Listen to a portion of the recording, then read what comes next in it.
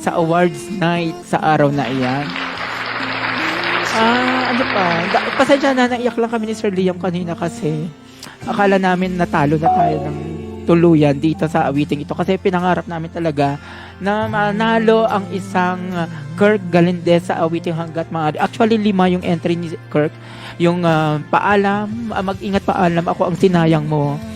Paas, pahinga at yung ako na lang sana pare.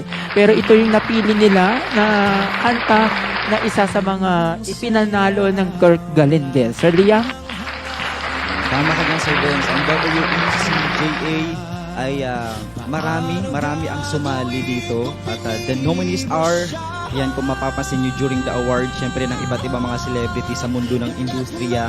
Syempre, Kirk Galindez ang nangunguna sa botohan, syempre para sa most promising recording artist. Akala namin ni Sir Benz ay dalawa lang ang makukuha nating awards, pero tayo pa din ay kinilala para sa kategoryang ito sa most promising recording artist na walang iba kundi syempre ang pinagmamalaki natin na mismong kapamilya, kapatid, kapuso natin dito sa tahanan ng Liavori Music Records.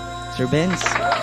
Yes, maraming salamat. At dahil dyan, bigyan natin ng pagkakataon si Kirk Galindez. Hindi ko in-expect na ganito yung emosyon natin sa Liam, pero gusto ko lang talaga, natutuwa ako na sa dami ng pinagdaanan ng taong ito, ng recording artist na ito, si Kirk, ay tuluyan mo nang matutupad ang iyong mga pangarap. Gaya ng sinabi natin, araw-araw siya nandito sa atin sa Liavori Music Records at siya ang nagiging mukha at boses kayong lahat, guys, si Kirk Galindez. At syempre, matutupad ang iyong pangarap sa paglalakad sa red carpet sa unang pagkakataon sa buhay mo bilang artist, Kirk. Kaya naman, gagawin namin lahat sa Liam para ikaw makabiyahe, para matanggap mo ang tropeyo o plaque na nakahanda para sa iyo.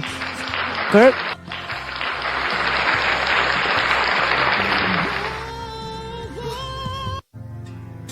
Grabe, Sir Benz.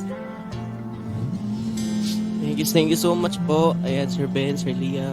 Sa lahat ng mga kapatid ko, guys. Maraming salamat. Hindi ko na-expect. Talagang hindi ko na-expect, Sir Benz. Kasi, masaya na ako dun sa award ni